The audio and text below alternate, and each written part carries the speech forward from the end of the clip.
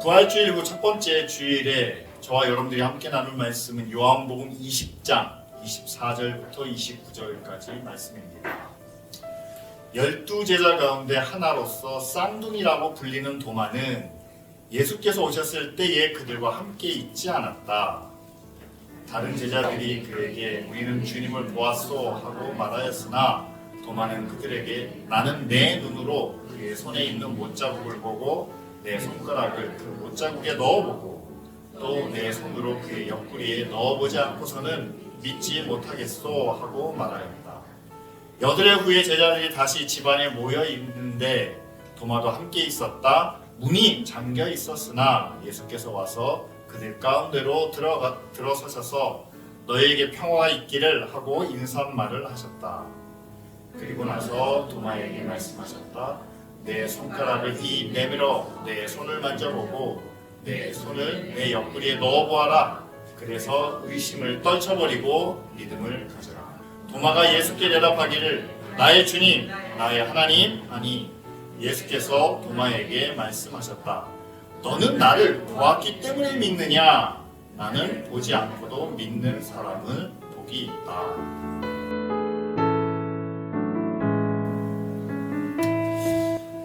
우리가 부활주일을 맞이하고 첫 번째 주일에 오늘 말씀을 함께 나누는 이유는 도마가 왜 부활을 믿지 않았을까라는 그런 질문을 우리가 함께 나누기 위해서입니다.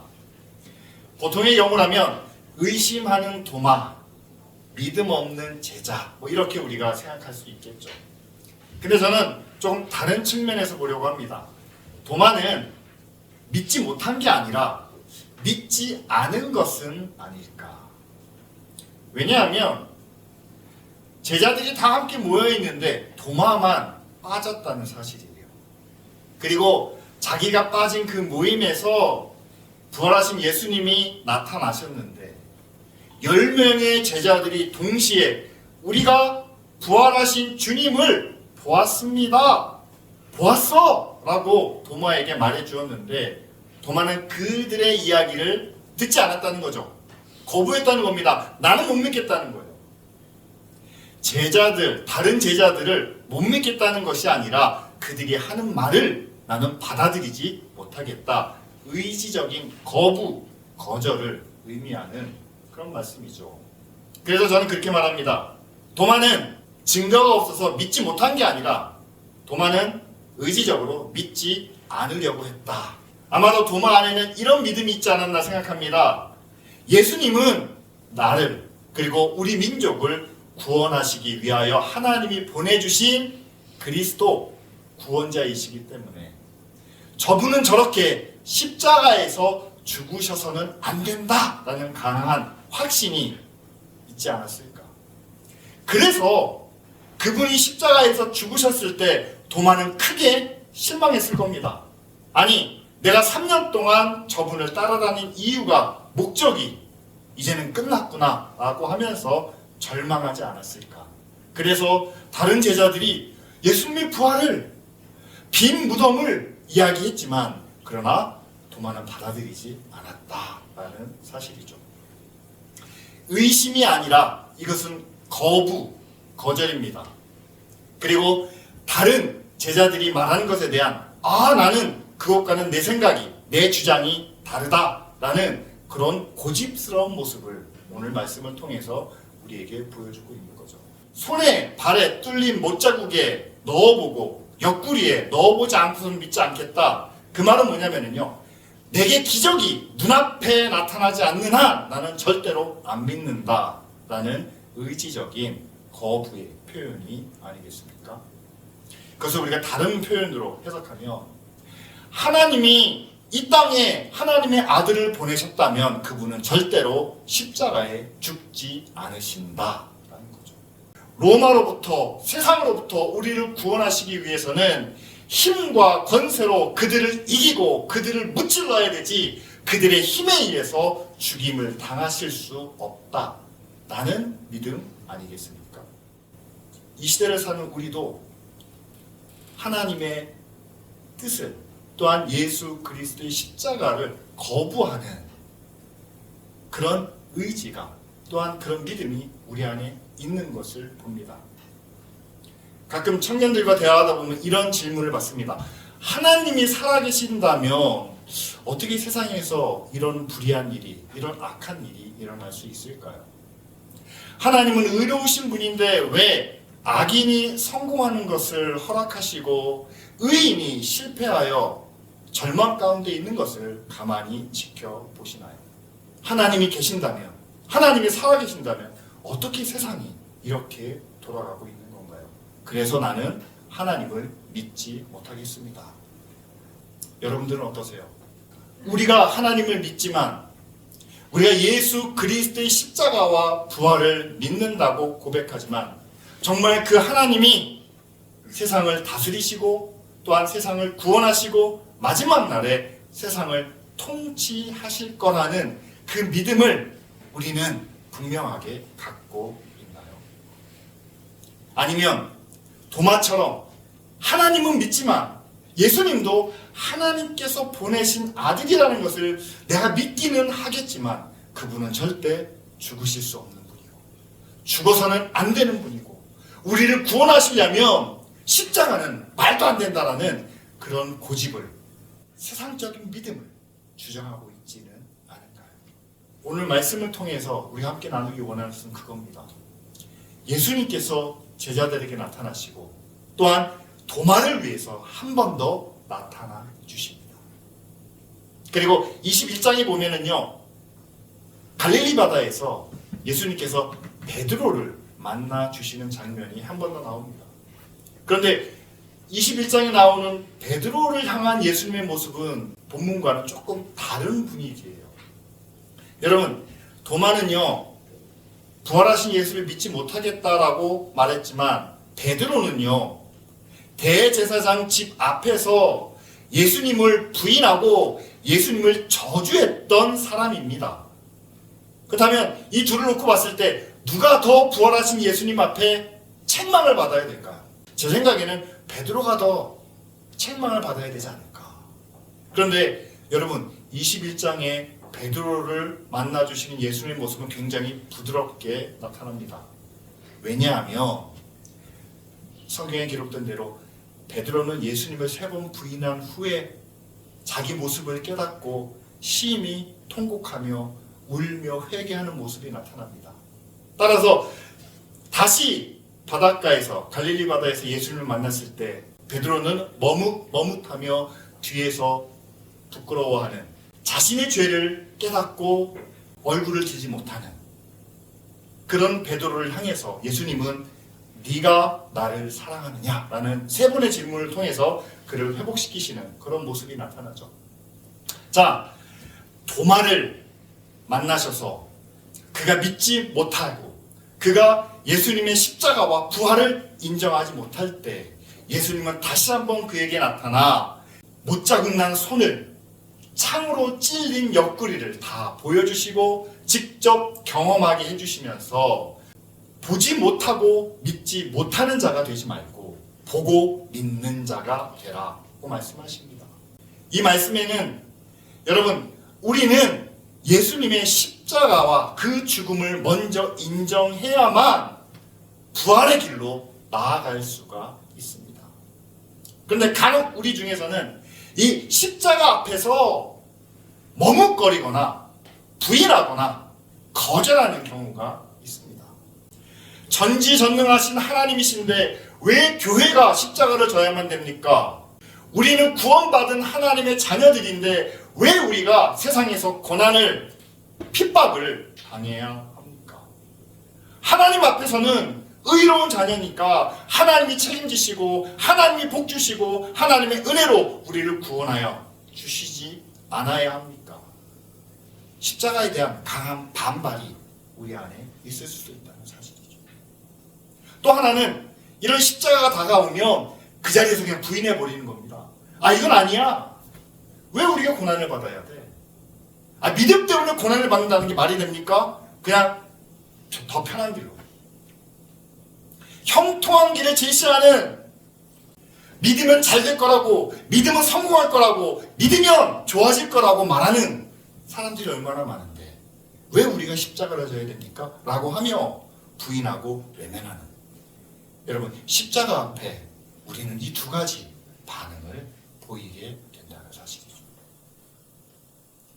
우리 중에 어느 누구도 완전하지 않습니다. 예수님마저도 십자가 앞에서 이렇게 기도하지 않으셨습니까? 아버지, 될 수만 있거든 이 잔을 내게서 돌려 주십시오. 저도 그렇습니다. 고난 앞에서는 저도 이 두 가지 생각을 하게 됩니다. 하나님, 왜 나에게 이런 고난을 주시나요? 하나님, 제가 뭘 잘못했습니까? 왜 세상은 잘 되는데 저는 이렇게 어려움을 겪어야 합니까? 원망과 불평을 하기도 하다가, 또 한편으로는 이거는 하나님의 뜻이 아니야, 이건 아닐 거야, 이렇게까지 우리에게 주실 리가 없어. 그리고 다른 길을, 편안한 길을, 더 나은 길을 찾아보는 그런 마음이, 이 두 가지 마음이 저와 여러분들에게도 동시에 존재하고 있다는 사실이죠. 하지만 여러분, 우리가 이 두 가지 길을 통해서 주님의 십자가를, 그리고 우리의 십자가를 외면할지라도 부활하신 주님은 다시 우리에게 찾아오셔서 그 십자가를 온전히 바라보게 하신다는 사실입니다. 예수님은 자신의 손에 있는 못자국과 옆구리에 있는 창자국을 감추지 않으셨습니다. 도마가 믿을 수만 있다면 예수님의 가장 아픈 상처인 이 두 군데를 다 보여주시고 만지게까지 하시고 난 후에 그에게 믿음 없는 자가 되지 말고 믿는 자가 되라고 말씀하시죠. 또한 베드로를 만나셨을 때 얼마나 예수님이 인간이라면, 완전한 인간이라면 얼마나 배신감을 느끼셨겠습니까? 절대로 나는 부인하지 않을 겁니다 라고 했지만 3번씩이나 부인한 베드로를 향해서, 그러나 그가 이미 자기 죄를 깨닫고 부끄러워하고 있는 모습을 보시고 네가 나를 사랑하느냐? 라는 3번의 질문을 통해서 그를 회복시키는 그런 장면을 우리는 말씀을 통해 보게 되죠. 저는 여러분들과 함께 우리가 부활을 믿지 않는 이유가 바로 십자가 때문에 있다라고 저는 말씀드리고 싶습니다. 예수님의 부활, 여러분, 죽은 사람이 살아나는 것이 불가능하기 때문에 믿지 않는 게 아니라 부활하기 시기 위해서는 우리가 반드시 죽어야 한다는 사실을, 세상에서 우리가 고난받아야 한다는 것을, 주님이 우리를 구원하시기 위해서 십자가를 지신 것처럼 그 십자가의 복음을 세상 가운데 전하기 위해서 우리도 함께 십자가를 져야 한다는 그것을 인정하지 못해서, 아니면 그것을 거절하고 싶기 때문에 우리는 십자가 앞에서 갈등하고 또한 외면하게 된다는 사실이죠. 하지만 오늘 말씀 가운데 나타난 예수님의 모습처럼 도마에게도 찾아오시고 또한 21장에 나타나는 베드로에게도 찾아오시는 그 모습을 우리에게 보여주고 계십니다. 저와 여러분들을 다시 십자가 앞에 설 수 있도록, 그 십자가 앞에서 예수님의 사랑, 예수님의 은혜를 경험하고 이제는 부활하신 예수 그리스도와 함께 우리도 부활할 수 있다는 그 믿음을 확인시켜 주시기 위해서 오늘 우리에게 도마의 모습을 보여주고 계시죠. 우리 함께 고백하기를 원합니다. 주님이 지신 십자가가 우리를 살렸습니다. 그리고 다시 살게 된 우리도 주님과 함께 그 십자가를 져야 될 줄 믿습니다. 이 고백이 저와 여러분들에게 함께 나누어지기를 원합니다. 부활하신 예수님께서 제자들에게 나타나셔서 처음으로 한 말이 이겁니다. 너희에게 평화가 있기를, 평안할지어다 라고 이렇게 말씀을 하시죠. 왜 예수님이 평화를 구했을까? 사도행전 말씀에 보면은요, 그들은 예수님의 부활을 보고 난 후에도 여전히 오순절 성령이 임하기까지 그들은 다락방에서 아니면 비밀한 장소에서 함께 숨어서 기도했다는 것을 알 수 있습니다. 그 이유는 예수님의 십자가에 못 박게 주장했던 대제사장들과 바리새인들이 예수의 믿음이 비어있다는 것을 보고 그 제자들이 예수의 부활을 주장하는 것을 그들은 원하지 않았기 때문이죠. 만일 예수님이 부활했다면 예수님이 살아서 말씀하신 것처럼 하나님의 아들, 하나님의 사람이 아닙니까? 하나님의 사람을 십자가에 죽게 한 그들의 책임이 더 커질 수밖에 없겠죠. 그래서 대제사장이 명령을 내렸습니다. 예수의 제자들과 그를 믿는 모든 사람들을 다 잡아들이고 아무도 예수의 복음과 예수의 부활을 입도 꺼내지 못하게 하고 그것을 모두 감추는, 은폐하는 그런 일을 벌이고 있었죠. 그렇기 때문에 제자들은 숨어 지낼 수밖에 없었습니다. 그리고 그들은 두려워하는 가운데 하나님 앞에 기도할 수밖에 없겠죠. 그때 예수님께서 나타나셔서 그들에게 평안할지어다 라고 말씀하십니다. 예수님께서 그들에게 주시는 평안은 그들이 현실에서 경험하고 있는 모든 두려움과 또한 삶의 위협으로부터 그들의 마음의 안식을 누리게 하시는 그런 평안이죠. 그런데 그들이 누리는 마음의 안식이 여러분 당장 현실 속에서 이루어지지는 않는 것이었다는 사실입니다. 물론 그 뒤에 오순절 성령을 통해서 그들이 큰 은혜를 받았을 때 비로소 두려움을 이기는 그런 용기와 믿음을 얻게 되었습니다. 하지만 여러분 그들이 얻게 된 그 믿음과 용기도 이 땅에서 이루어지는, 다시 말하면 이 땅에서 대제사장과 바리새인들과 싸워서 이기는 힘과 능력을 가졌기 때문에 그들의 위험 앞에 우리는 절대로 죽지 않습니다. 해를 입지 않습니다. 피해를 당하지 않습니다. 라는 믿음에서 얻은 평안이 아니었다는 사실이죠. 그들이 평안을 가지고 그들이 용기를 가지고 여러분 오순절 성령을 통해서 그들이 과감히 예루살렘 곳곳을 다니며 그들이 예수의 부활을 외쳤습니다. 그런데 복음을 전하고 예수의 부활을 외친 이후에 그들의 삶이 어떻게 됐습니까? 마음의 평안을 얻고 그들이 용기를 가지고 나갔지만 그러나 그 결과로 스데반이 순교를 하게 됩니다. 야고보도 순교를 하게 됩니다. 그 이후에도 많은 그리스도인들이 핍박을 받으며 예루살렘에서 살지 못하고 각지로 흩어지게 됩니다. 성경에 기록되지 못한 그런 순교자들과 핍박을 받은 많은 사람들이 존재했지 않았겠습니까?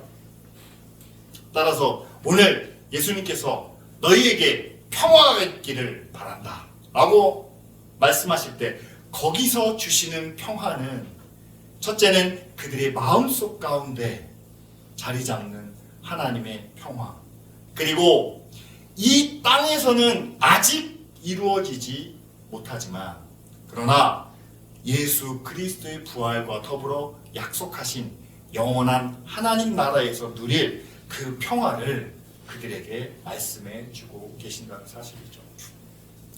교회가 성도들과 믿음의 자녀들에게 주는 평화도 그렇습니다. 교회는 항상 예수 그리스도의 부활을 통해서 주시는 그 평화를 전하며 나아갑니다.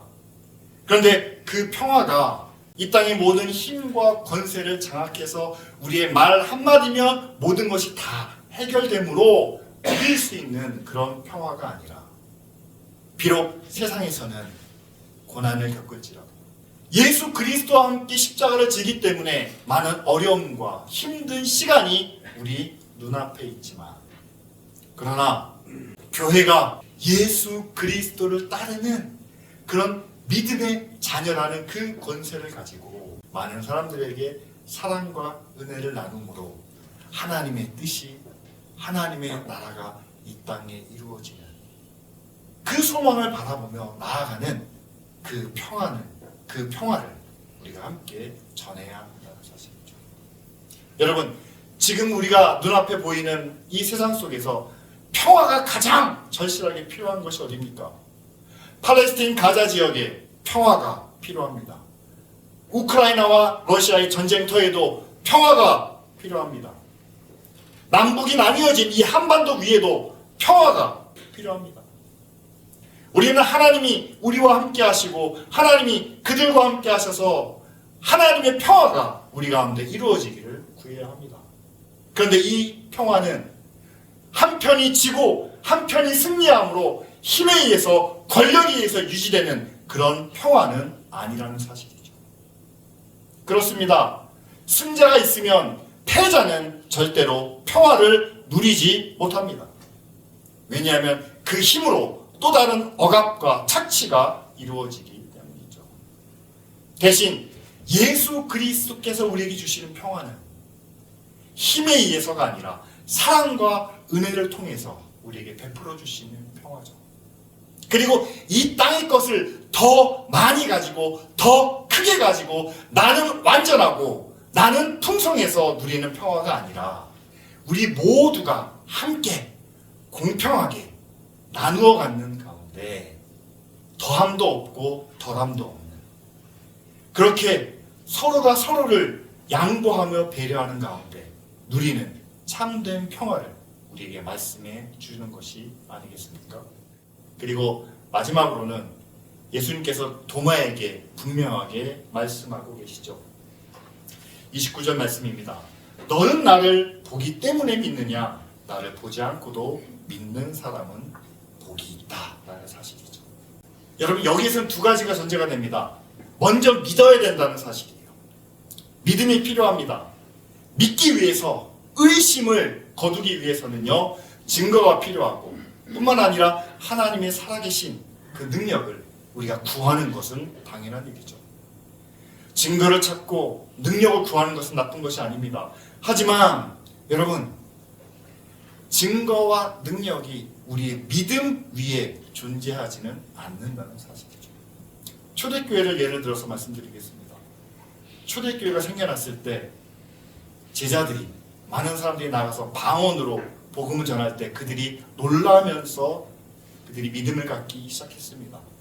교회가 체계를 세워야 되는데 너무 가난했습니다. 그래서 자기 재산을 팔아서 교회 앞에 놓는, 그런데 그 중에 한 사람이 거짓으로 재산을 내놓았을 때 교회의 권위를, 교회의 어떤 거룩함을 세우기 위해서 하나님은 능력을 나타내십니다. 그렇게 하나님의 능력과 하나님의 권세로 세워진 교회. 그런데 그 교회가 그렇게 시작된 이후로 무슨 일이 있을 때마다, 무슨 어려움과 고난이 생길 때마다, 그때마다 능력과 기적과 은사가 나타났느냐? 아니요. 교회의 역사를 보면 그렇지 않다는 사실이죠. 시작할 때는 뭔가 근거가 부족하고 연약할 때는 하나님이 직접 개입하시는 그런 능력과 기적이 나타났습니다. 그러나 그것을 통해서 교회가 세워진 이후에는 그런 기적이 없어도, 그런 은사와 능력이 없어도 하나님의 뜻이, 하나님의 말씀이, 하나님의 나라를 위한 희생과 헌신이 모든 믿는 자들을 통해서 이 땅 가운데 이루어지고 나타났다라는 사실이죠. 따라서 여러분, 기적이 나타나면 믿으시겠습니까? 은사가 나타나야 헌신하시겠습니까? 아니면 내가 분명한 하나님의 능력을 봐야 내가 하나님 앞에 헌신하고 나의 삶을 드리겠습니까? 여러분, 그런 믿음은요, 시작하는 기초자의 믿음이라는 사실이죠. 하나님이 주시면 하겠습니다. 교회가 시작될 때, 믿음이 시작될 때 하나님은 그렇게 응답하십니다. 하지만 그 믿음을 통해서 남은 삶은, 나머지의 믿음의 삶은 기적이 없어도, 능력이 없어도 이미 구원하신 예수 그리스도를 믿기 때문에 여러분, 우리는 내가 알고 있는, 나와 함께 하시는 하나님의 뜻을, 예수 그리스도의 말씀을 하나씩 하나씩 이루어가야 한다는 사실이죠. 또 한 가지는, 여러분 도마를 한번 생각해 보십시오.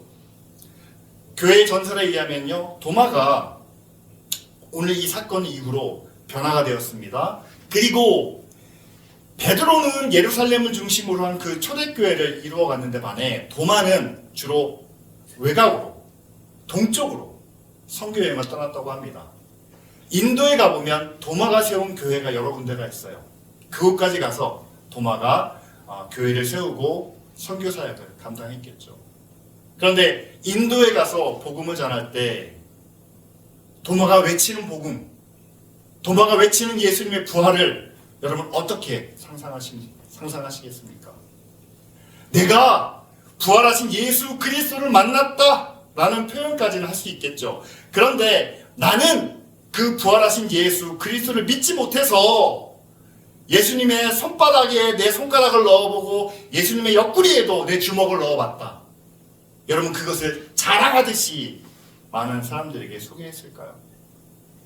바울이 많은 사람들에게 고백합니다. 나는 죄인 중에 괴수다 라고 고백하죠. 그러면서 그가 어떻게 변화되었는지 다메섹에서 예수 그리스도를 만났다고 이야기합니다. 그런데 다메섹에서 만난 예수 그리스도를 자랑하듯이 나는 빛을 봤어, 나는 예수님의 음성을 들었어 자랑하듯이 고백했을까요? 아니요, 저는 그 반대라고 생각합니다. 도마는 믿지 못해서 손가락을 넣어봤던, 창자국에 손을 넣어봤던 그 사실을 아마 평생 부끄러움으로 간직했으리라 생각합니다. 또한 사도 바울도 다메섹에서 자신이 어떻게 변화되었는지 자신의 삶을 고백하겠지만 그것 자체가 자랑은 아니었을 거다 생각합니다. 우리도 마찬가지입니다. 여러분 어떻게 예수 그리스도를 만나셨습니까? 어떻게 변화되셨습니까? 어떤 과정을 통해서? 어떤 분은 사업의 실패에서 주님을 만났다고 이야기합니다. 어떤 분은 큰 시련을 만나서 내가 하나님 앞에 되돌아왔다고 얘기합니다. 그런데 그 시련 가운데 나를 구원하셨던, 나를 변화시켰던 그 하나님, 그 하나님은 귀하고 복되지만 그 경험이, 그 체험이 우리의 자랑거리가 아닌 것처럼 세상에서의 체험을 너무 자랑하지 마시기 바랍니다. 그것은 예수님의 말씀과 같아요. 야, 보고 믿었니? 보지 않고 믿는 사람이 더 복이 있다 라고 말씀하시죠. 저는 요즘 젊은 세대 가운데 도마처럼 우리가 부활을 어떻게 믿어요? 이 세상이 교회가 잘못해온 그런 과거 때문에, 교회 안에 있는 기성세대의 잘못된 모습 때문에 상처를 받아서 교회를 거부하거나 신앙을 떠난 젊은이들이 꽤 있다고 하죠. 하지만 저는 그것을 너무 부정적으로 보지는 않습니다. 왜냐하면 오늘 말씀 가운데 나타난 도마처럼, 그리고 21장에 나오는 베드로처럼 주님은 제자들을 찾아가신 것처럼 우리 세대의 잘못 때문에 교회 밖으로 나간 젊은이들을, 우리 다음 세대들을 찾아가 주시고 또한 그들을 만나시며 다시 불러주실 줄 믿습니다. 그들이 교회를 부정하고 신앙을 떠났을 때는 그때는 어떤 강한 체험이나 하나님의 능력이 역사하셔야 되겠죠. 우리가 그 능력을 우리가 함께 구해야 되지 않겠습니까? 우리 때문에 젊은이들이 교회를 버렸습니다. 우리 때문에 그들이 하나님을 떠났습니다. 하나님의 능력이, 하나님의 역사하심이, 부활의 증거가 저들 가운데 나타나게 하여 주시옵소서. 때로 우리의 부끄러운 실패 때문에, 우리의 불의한 모습, 우리의 잘못된 모습, 우리의 이기적인 욕심 때문에 우리의 자녀들이 믿음에서 떠났다면 하나님의 따뜻한 위로가 우리 자녀들 가운데 나타날 수 있도록 우리가 함께 기도하기를 원합니다. 우리가 당연히 믿음의 본이 되어야 하겠지만, 그러나 우리가 본이 되지 못한 이유로 하나님을 떠난 자녀들을 위하여 하나님의 능력이 나타날 수 있도록, 하나님의 위로와 하나님의 힘이 나타날 수 있도록 우리가 함께 기도해야 되겠죠. 그리고 우리가 꼭 기억해야 되는 것은 그런 체험과 그런 능력과 그런 권세를 통해서 하나님께 돌아오는 것이 복이 있다면, 그런 능력이 없이도, 그런 체험이 없이도 말씀 하나만 붙잡고 오늘도 하나님의 뜻을, 하나님의 은혜를, 하나님의 능력을 감당하는 그런 믿음 안에 있는 제자들이 더 복되다는 사실을 우리 자녀들에게 가르치고 또한 그 일을 우리 모두가 함께 이루어 가기를 원합니다.